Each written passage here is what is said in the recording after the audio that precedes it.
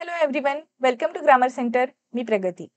काल आपण प्रोनाउन या टॉपिकला सुरुवात केलेली आहे आणि यात आपण बघितलं की वेगवेगळे प्रकार काय असतात, कोणते शब्द आपण प्रोनाउन म्हणून वापरतो किंवा मग ॲडजेक्टिव्ह म्हणून वापरतो आणि त्यांच्या केसेस काय असतात. आज आपल्याला प्रोनाउन बद्दल इतरही अनेक नियमांचा अभ्यास करायचा आहे. आजच्या लेक्चरला सुरुवात करूया. आजच्या लेक्चरमधला आपला पहिला रूल आहे, जे व्हर्बचे टू बीचे फॉर्म्स आहेत.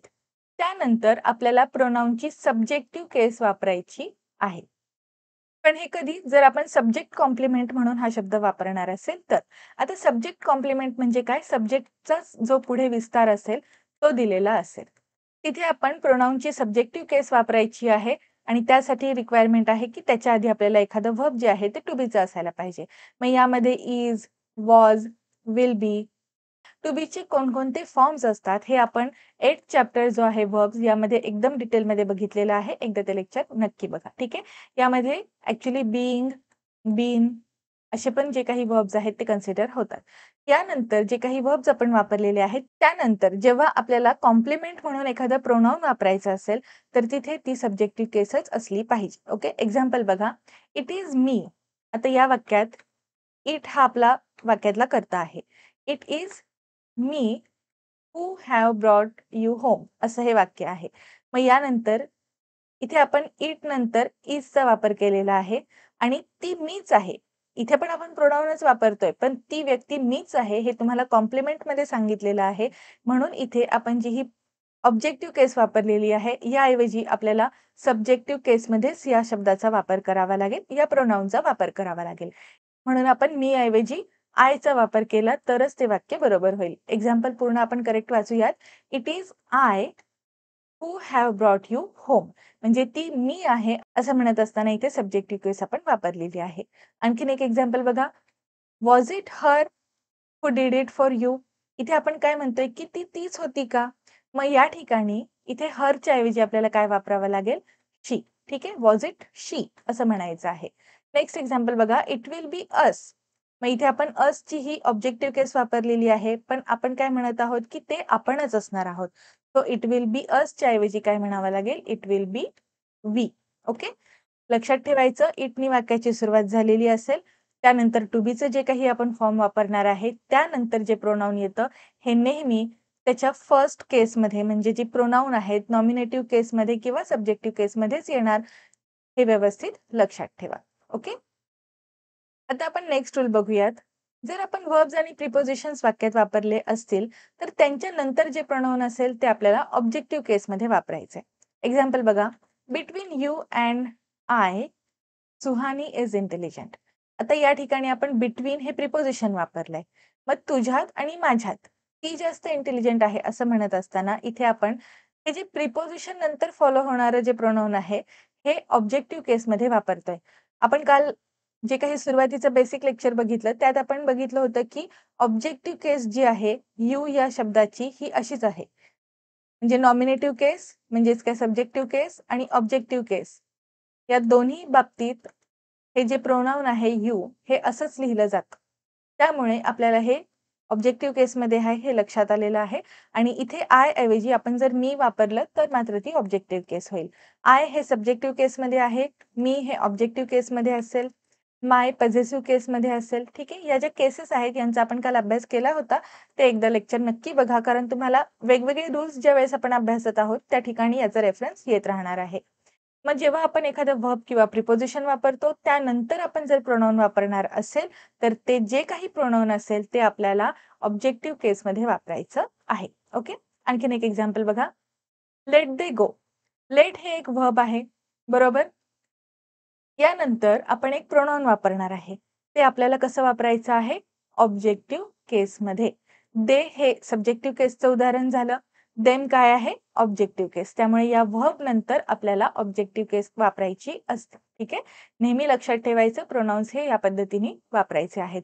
प्रोनाउन्स आणि व्हर्ब्स यावरती बँकिंग, एस-एस-सी हे ज्या परीक्षा असतात इन्शुरन्सच्या वगैरे तिथे वेगवेगळे प्रश्न आलेले दिसतात. त्यामुळे हे 2 टॉपिक तर सगळ्याच परीक्षांसाठी आपल्याला खूप व्यवस्थित प्रिपेअर करावे लागतात. आता आपण पुढचा नियम बघूयात. हे ॲक्चुअली एटिकेट्सच्या बाबतीत आहे, मॅनर्सच्या बाबतीत आहे. मराठीत आपल्याला बोलत असताना मी, मला, माझं असं स्वतःबद्दल बोलण्याची एक खूप सवय असते. आपल्याला माहिती असेल ऐकून, की इंग्लिश इज अ जेंटलमॅन्स लँग्वेज. मग आपण असं म्हणत असताना तिथे खूप मॅनर्स आणि एटिकेट्स पाळत असतो, या अर्थाने ते म्हणतो. मग ज्यावेळेस आपल्याला कुठल्याही वाक्यामध्ये स्वतःचा सुद्धा उल्लेख करायचा असेल, तर तो नेहमी आपल्याला शेवटी करायचा आहे. पण जर आपल्याला एखादी अनप्लेझंट गोष्ट, चुकीची किंवा निगेटिव्ह गोष्ट बोलायची असेल, तर तिथे मात्र आपण स्वतःला पुढे ठेवायचं. आपल्याकडे कशी सवय असते, क्रेडिट घेताना मी करतो आपण. पण ब्लेम येणार असेल तर मी नाही. म्हणजे आपण तिथे मागे पडतो. पण असं नाही करायचं ॲक्चुअली. आपल्याला थोडंसं रिव्हर्स केसमध्ये इंग्लिशमध्ये सगळ्या मॅनर्सचा अभ्यास करायचा असतो. हे सगळे फॉलो करायचे असतात. नुसतं अभ्यासापुरतं लक्षात ठेवू नका. आपल्याला इन जनरल सुद्धा ह्या गोष्टी पाळाव्या लागतात. मग इथे जे काही आपल्याला प्रोनाउन्स वापरायचे आहेत, आता अशी वेळ येतेच आपली कधी बोलत असताना, की आपल्याला सगळ्या पद्धतीचे प्रोनाउन्स म्हणजे first person, third person, second person सगळे प्रोनाउन्स आपल्याला एका वाक्यात वापरावे लागू शकतात. मग तिथे सिक्वेन्स कसा ठेवायचा 2, 3, 1 म्हणजे जो आपल्याशी बोलत आहे, पहिल्यांदा आपण त्याला समोर आहे असं रिकॉग्नाइज केलं बाबा तुला. तुझ्याकडे माझं अटेन्शन आहे हे दाखवण्यासाठी आधी सेकंड पर्सन मधलं जे प्रोनाउन आहे ते वापरायचं. त्यानंतर जो तिथे उपस्थित नाहीये त्याच्याबद्दल सुद्धा मला काहीतरी वाटतं, असं सांगताना आपण थर्ड पर्सन बद्दल जे आहे ते प्रोनाउन वापरायचं आणि मग मी, असं आपण शेवटी स्वतःबद्दल बोलायचं. ठीक आहे. 2, 3, 1 231 असा एक हा कोड लक्षात ठेवा. या पद्धतीने तुम्हाला या रचना करायच्या असतात. मग आता समजा आपण बोलत आहोत, तिथे थर्ड पर्सन बद्दल काही उल्लेखच नसेल, तर त्या ठिकाणी पहिल्यांदा आपण जो समोरची व्यक्ती आहे त्याच्याबद्दल बोलायचं आणि नंतर आय हा करता येईल. यू अँड आय अशा पद्धतीने वाक्यरचना असेल. ठीक आहे. पण वीच्या बाबतीत थोडासा बदल होतो. जर आपल्याला वी हे वाक्यात वापरायचं असेल, तर ते आपण वाक्याच्या सुरुवातीला वापरतो. त्यानंतर सेकंड पर्सन बद्दल बोलतो आणि मग आपण थर्ड पर्सन बद्दल बोलतो. म्हणजे प्रॉपर 1, 2, 3 हा सिक्वेन्स असणार आहे.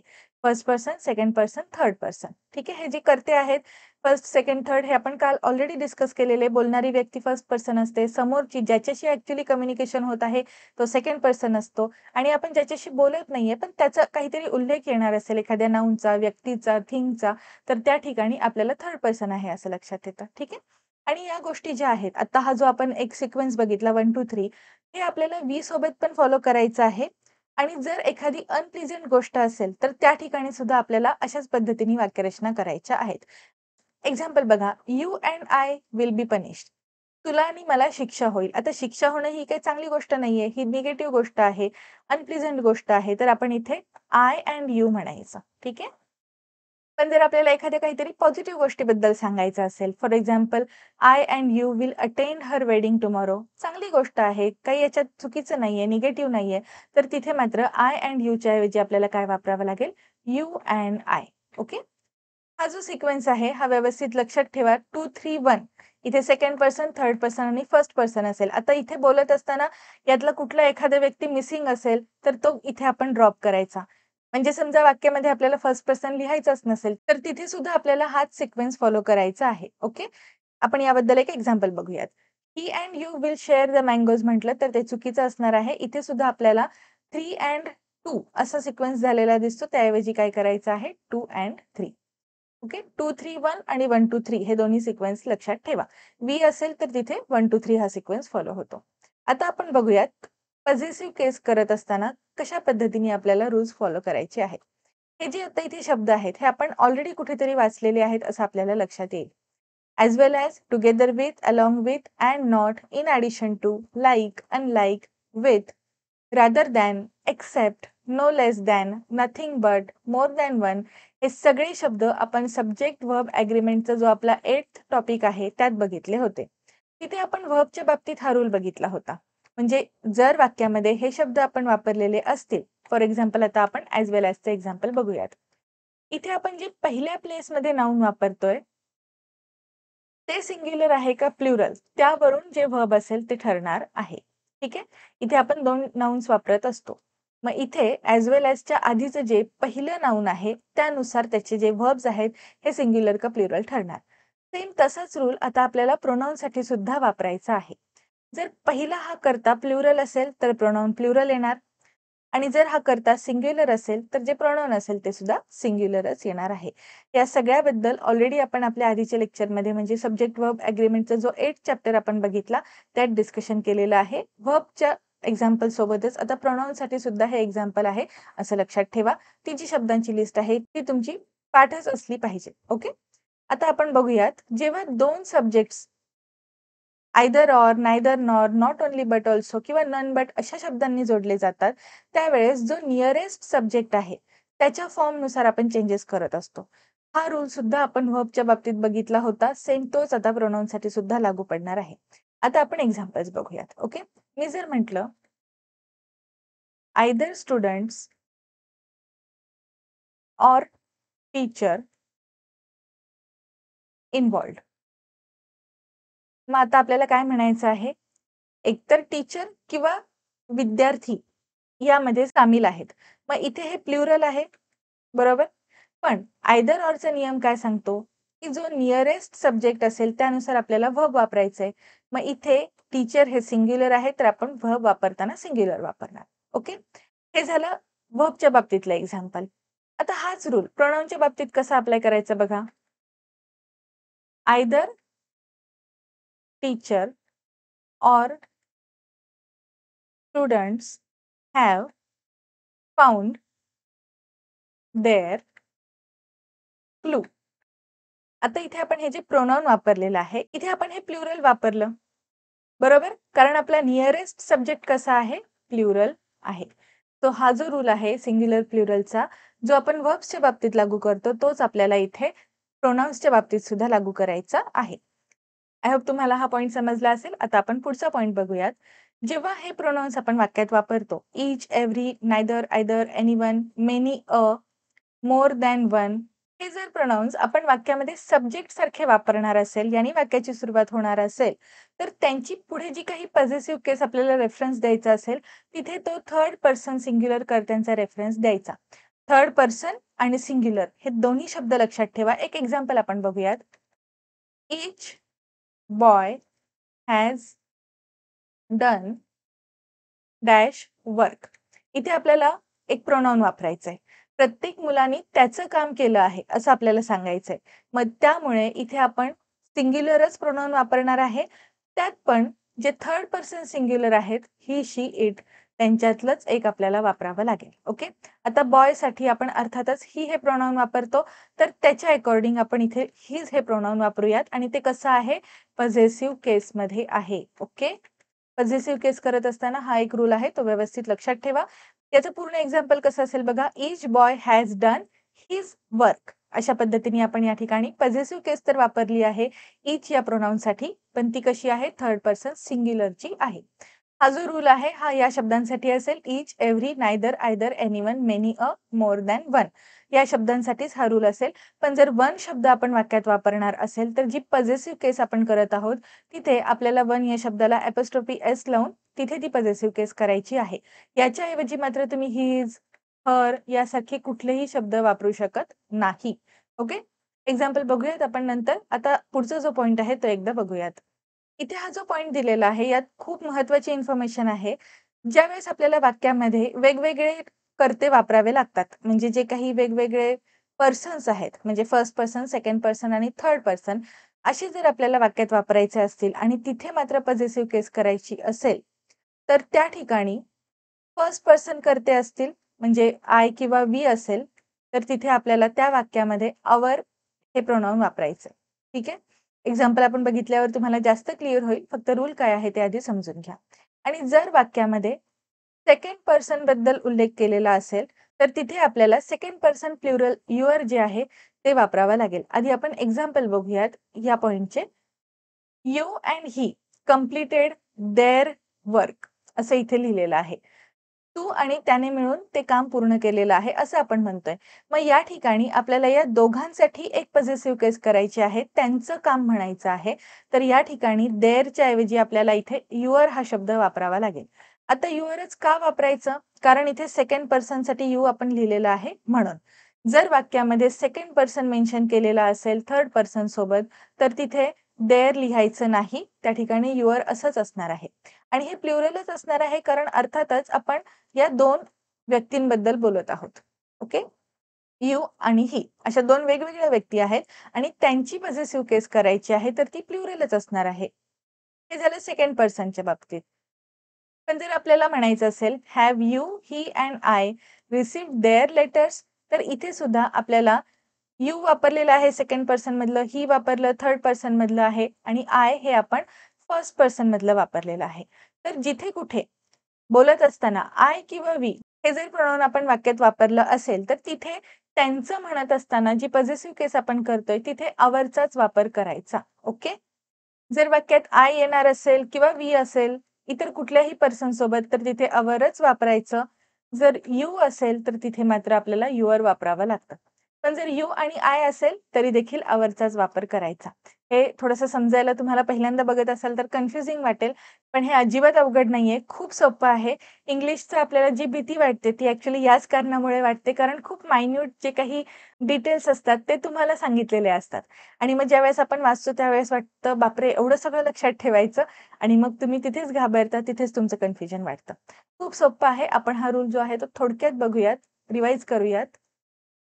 आपल्याला काय करायचं आहे? पॉझेसिव्ह केस करायची आहे. ठीक आहे. वाक्यात एक अशी गरज आहे, की तिथे आपल्याला पॉझेसिव्ह केसमधलं वाक्य वापरायचंय. पॉझेसिव्ह केस म्हणजे काय?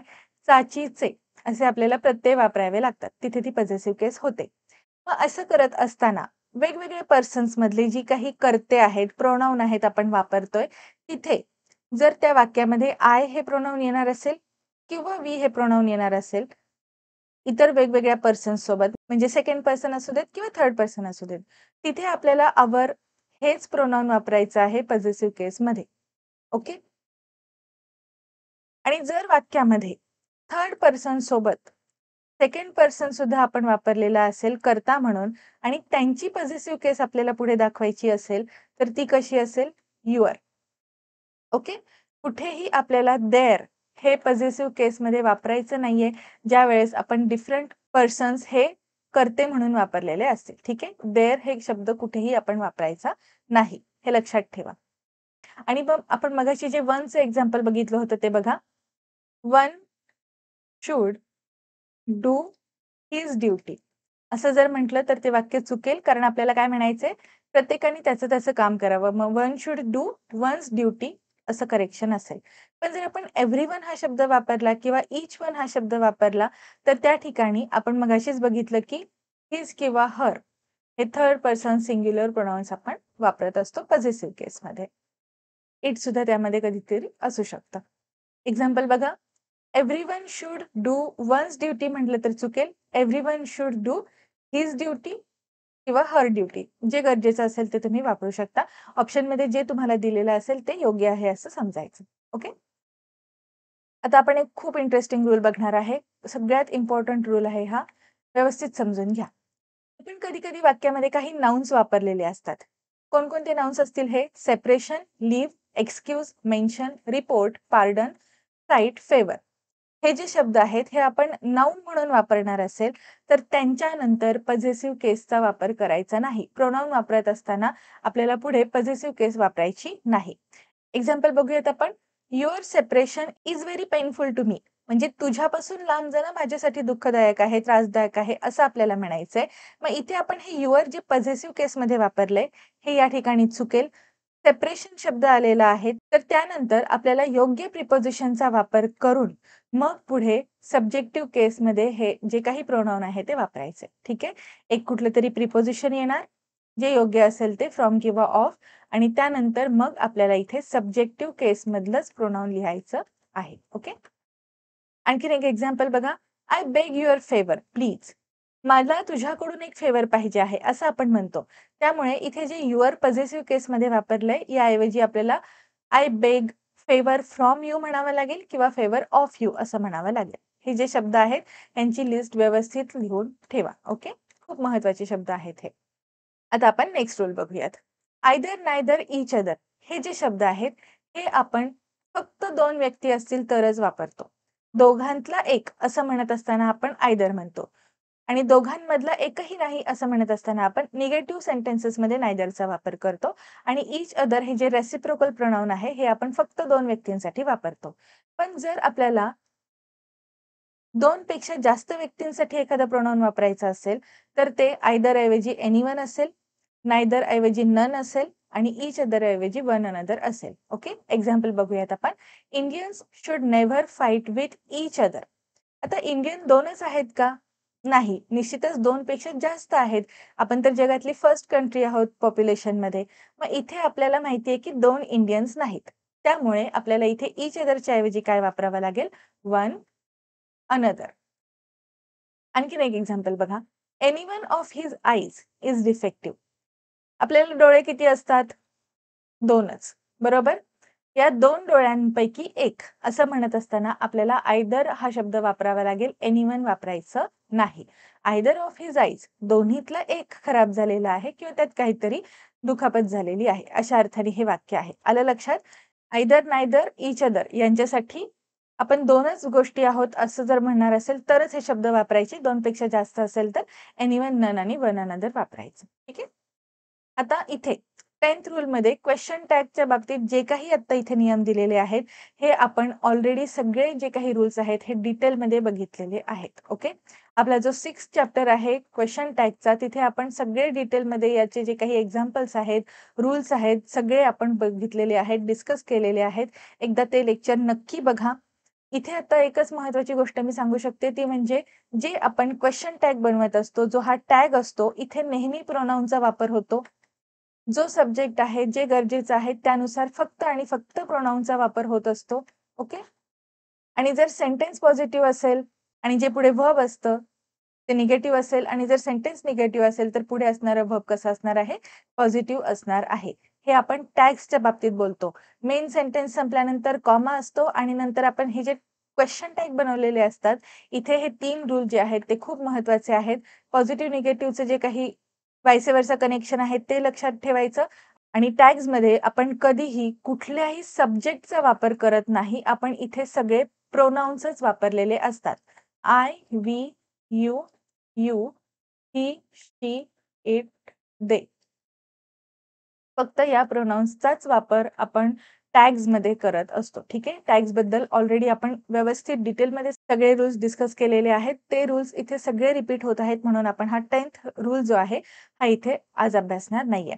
आणि हे जे शब्द आहेत, इथे जी नोट दिलेली आहे ही सुद्धा आपण आपल्या लेक्चरमध्ये 6th चॅप्टर जो आहे त्यात डिस्कस केलेली. Hardly, seldom, barely, scarcely, few, little हे शब्द निगेटिव्ह असतात आणि त्यामुळे वाक्य निगेटिव्ह आहे असं लक्षात येतं. म्हणून जो टॅग असेल हा पॉझिटिव्हच असणार आहे. ओके.